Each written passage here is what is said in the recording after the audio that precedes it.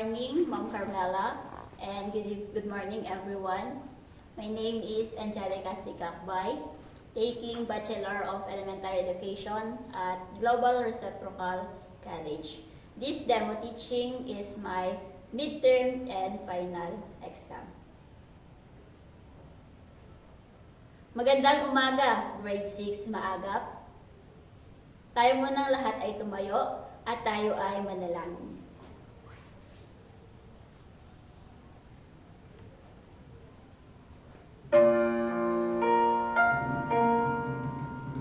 Please bow your heads and let us pray. Dear Jesus, please show me how to spend this day sharing your love in every way.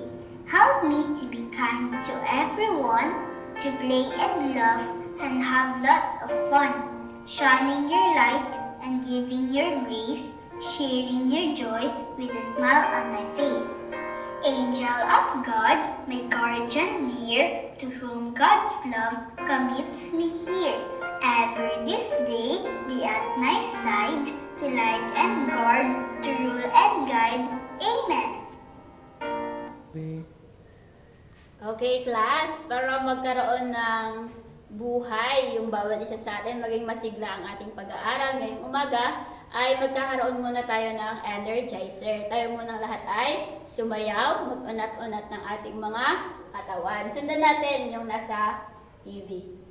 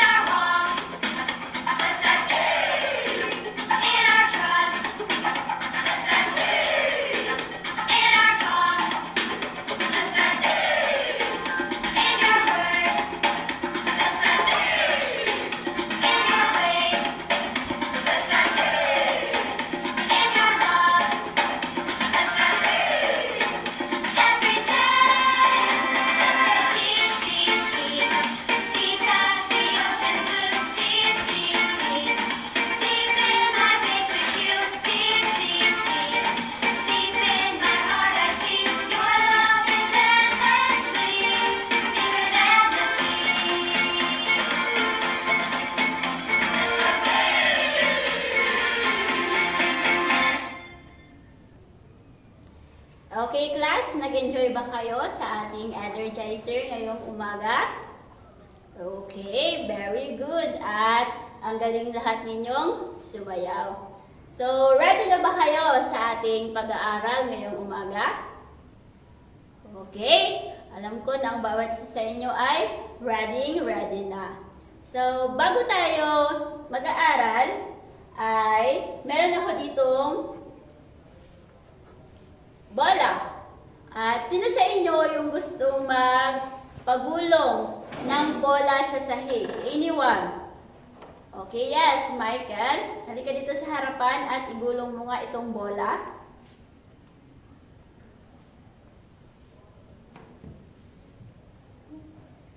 Okay, so ano yung nangyari sa bola, class? What happened to the ball?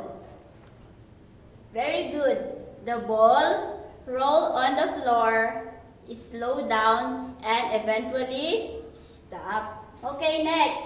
Meron naman ako ditong libro na nakahiga sa table, lying on the table. Sino sa inyo class yung gustong mag-move nitong book na ito sa table?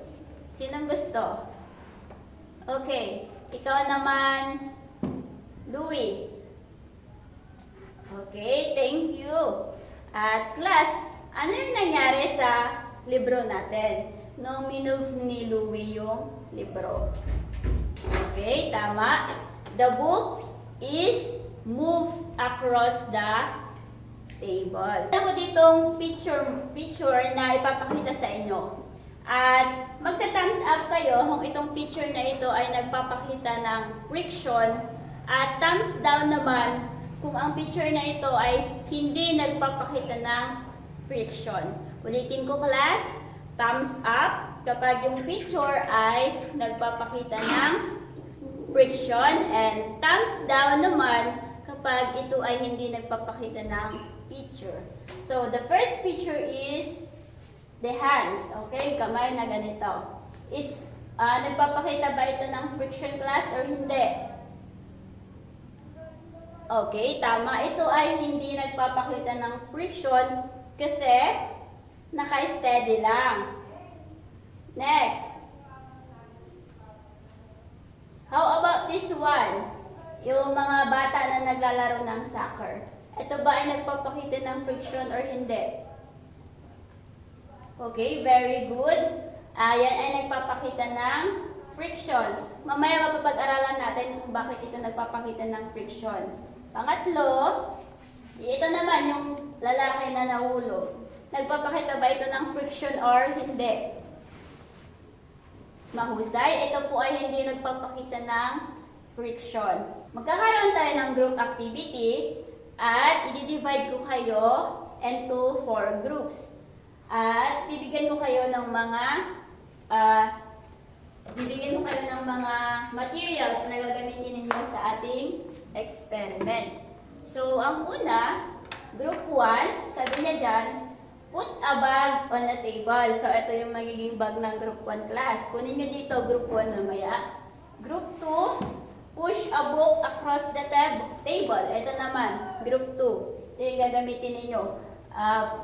Push a book across the table. And number 3, yung ginawa natin ulit kanina, roll a ball on the floor. So, papagudumin nyo mamaya group 3 itong bola.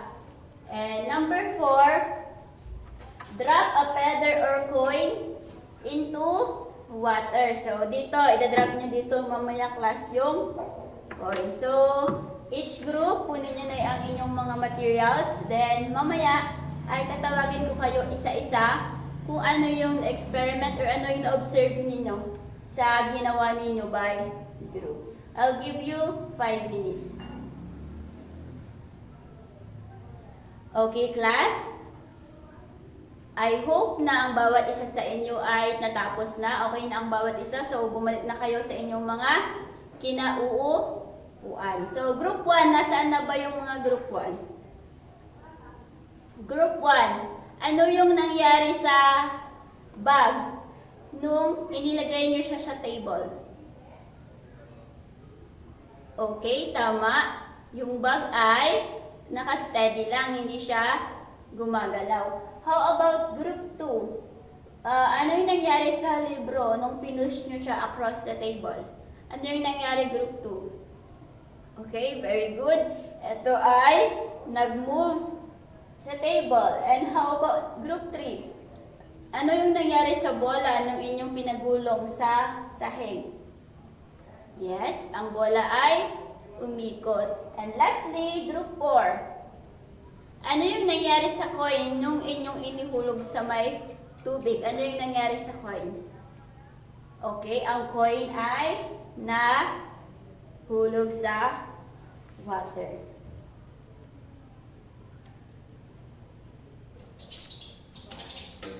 Do you know, class, that there are types of friction? There are 4 types of friction. Ito ay ang static friction, the sliding friction, the rolling friction and the fluid friction. Iisa-isahin natin pag-aaralan ito. When we say static friction, it is the force exerted on one surface by one another when there is motion between the two surface. Ito yung example na class. Ito. So, ito yung example ng static friction. Yung isang upuan. Itong tao, ito yung tumutulak, ito yung force na tumutulak sa upuan. Pero yung static friction, siya yung pumipigil sa upuan para hindi gumalaw yung upuan. So, when we say static friction, it prevents the object to move. Ibig sabihin, siya yung pumipigil sa isang bagay para gumalaw. So, di ba yung experiment nyo kanina sa bag? Nung nilagay nyo lang yung bag, pinatong nyo lang sa lamesa, is hindi siya gumalaw. So, yun yung tinatawag na static friction. Tandaan nyo class, kapag sinabing static friction, it prevents the object to move. And the second type of friction is the sliding friction.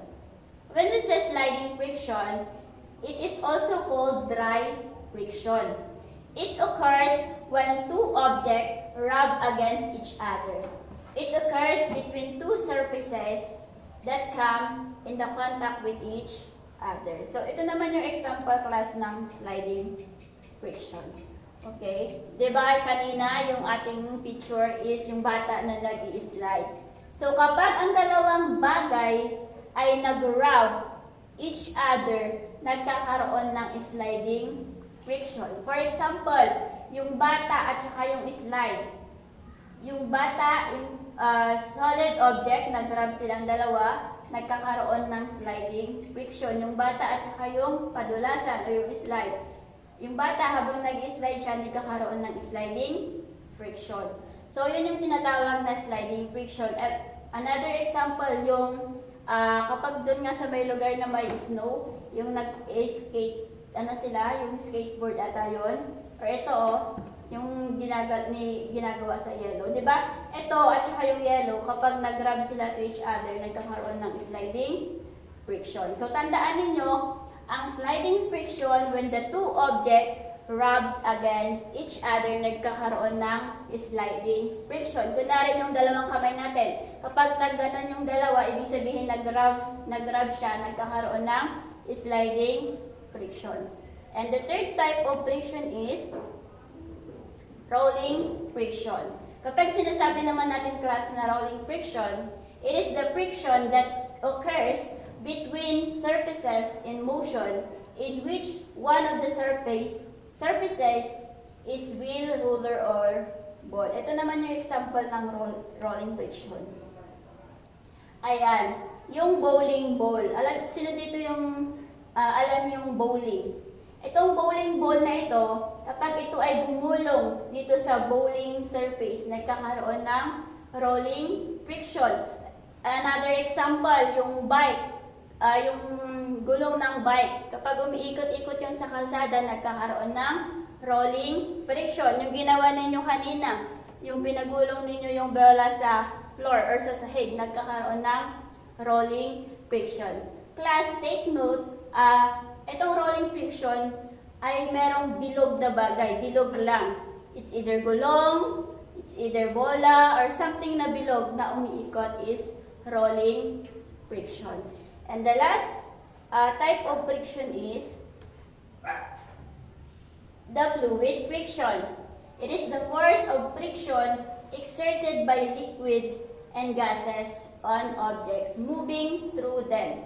Fluid friction depends upon the speed of the object, the shape of the object, the nature of the fluid. Ito yung example class ng fluid friction. Sino dito yung marunong lumangoy? Okay. Kapag lumalangoy tayo sa dagat, nagkakandak tayo ng fluid friction. Another example, yung ginawa nyo kanina, yung coin, hinulog nyo sa may tubig. Nagkandak po yun ng fluid friction. Isa pa, parachute. Diba kapag nagpa-parachute kayo, kapag gumagalaw sa ere, it's nagkakandak po yun ng fluid friction. So, Okay class, pwede ba kayong magbigay ng mga example ng static friction, ng sliding friction, ng rolling friction, and then ng fluid friction? Anyone in the class na makapagbigay sa akin ng example? It's either static, sliding, rolling, or fluid. Okay. Okay, Jan? Okay, very good. Yung base daw na nakapatong sa table. Another. Okay, Maria, ikaw naman. Okay, tama. Yung cart, kapag nag-grocery tayo, nagkakandak po yun ng rolling friction. Yung gulong ng cart, yun ay rolling friction. Ano pa? Another example. Esther. Okay, tama. Yung skating, kapag nag-skating tayo, yun ay nagkakandak ng rolling friction. So, yun class yung mga example ng friction. Example ng static, ng rolling, ng sliding, and the fluid friction. So, ngayong umaga class, ay tatanungin ko kayo, what are the 4 types of friction? Ano ba yung 4 types ng friction? Anyone from the class na gustong sumagot, raise your hand lang. Okay, ikaw, Janine. What are the 4 types of friction? Very good. The 4 types of friction is the static friction, the sliding friction, the rolling friction, and the fluid friction. So, what is the static friction class? Ano ba yung static friction? Kung nakinig kayo sa sinabi ni teacher kanina, what is static friction? Ikaw, Joel. Yeah, tama. Ang static friction, it prevents the object to move. Very good, Joel. Next, what is the sliding friction naman? Ikaw naman, Risa, what is sliding friction? Okay, very good. The sliding friction is when the two solid objects rub against each other, nagkakaroon po ng rolling friction. How about the rolling friction? Ikaw, Jomar. Ano naman yung rolling friction? Oh, mahusay si Jomar. Talagang nakikinig siya sa ating klase. Very good, Jomar. So, the rolling friction is either anumang bilog na bagay, object, gulong, bola na nag-roll, umiikot sa surface, ay makukonsider po natin na rolling friction. And the last, how about the fluid friction? Ano naman yung fluid friction class?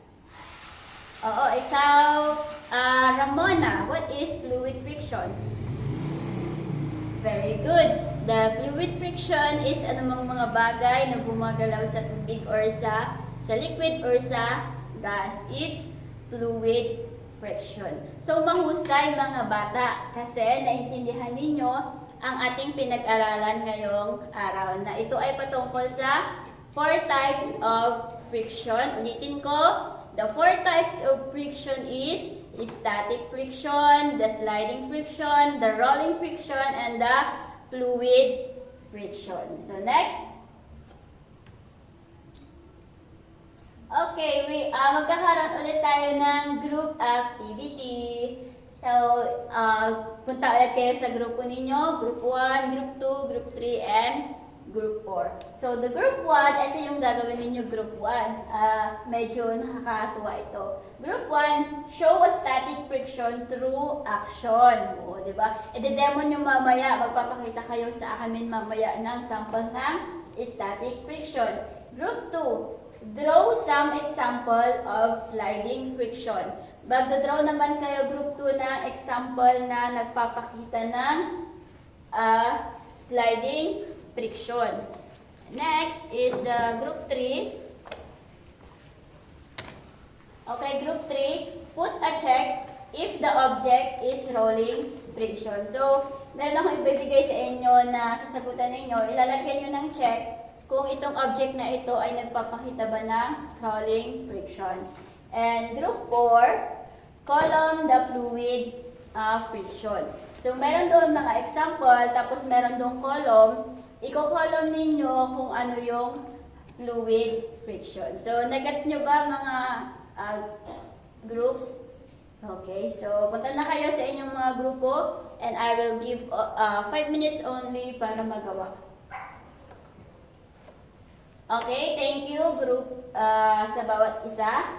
Ngayon ay alam ko na naintindihan ninyo yung ating pinag-aralan all about static, sliding, rolling, and fluid friction.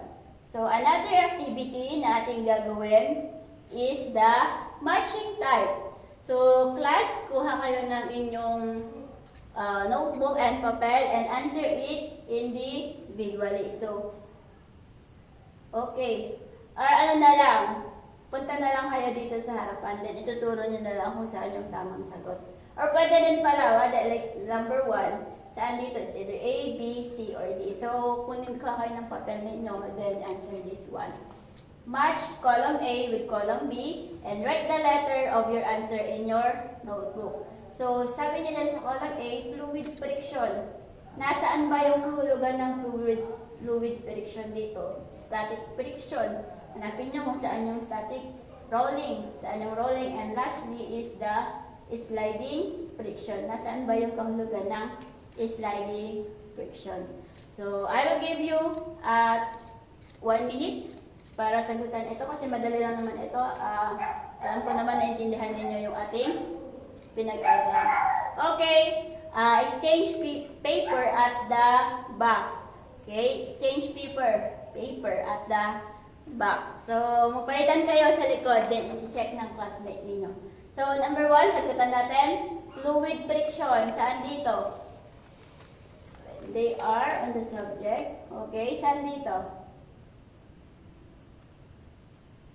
They over the... Okay, so fluid friction ay letter A. Number 2, static friction. Okay, B. Acts when they are resting on a surface. 3, rolling friction. Okay, ito mali lang po yung nalagay ko. When they are rolling on a surface. Letter A. Balik natin. Number 4 is sliding friction is letter C.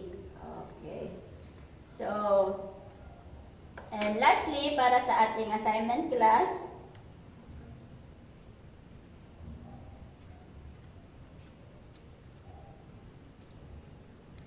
okay, yung assignment natin is mag-collect kayo or gumupit kayo ng mga picture na nagpapakita ng static, ng sliding, ng rolling, and ng fluid friction. Then, ididikit nyo yon sa malinis na cotton band, short cotton band, and you will pass it tomorrow.